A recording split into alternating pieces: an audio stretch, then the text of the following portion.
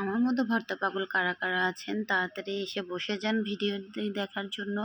আসসালামু আলাইকুম এভরিওয়ান, আশা করি ভালো আছেন। হাজির হয়েছে নতুন একটি ভিডিও নিয়ে। নতুন নয়, এই ভর্তাটা কম বেশ সব আপুরাই জানেন এবং খেয়ে থাকেন। আজ আমি মাছের লেজ ভর্তা বানাবো। এর জন্য আমি লেজগুলোকে ভালোভাবে ভেজে হাতে বেছে নিয়েছি, মরিচ টেলে নিয়েছি। আজ আমি শুকনো মরিচ দিয়ে বানাবো। তারপর আমি শুকনো মরিচগুলোকে ধনেপাতা এবং লবণ দিয়ে ভালোভাবে কষলে নেব, ভেঙে গুঁড়ো গুঁড়ো করে নিব। তারপর আমি চুলোয় একটু সরিষার তেল দিয়ে পেঁয়াজগুলোকে হালকা ভেজে নেব। আজ আমি কাঁচা পেঁয়াজ দিয়ে ভর্তাটা বানাবো না, আমি একটু ভাজা পেঁয়াজ দিয়ে বানাবো।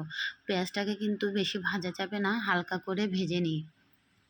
তারপর মরিচটাকে মাখা হলে এর মধ্যে ওই সরিষার তেল সহ পেঁয়াজগুলোকে ঢেলে হাতে আবার মেখে নেব।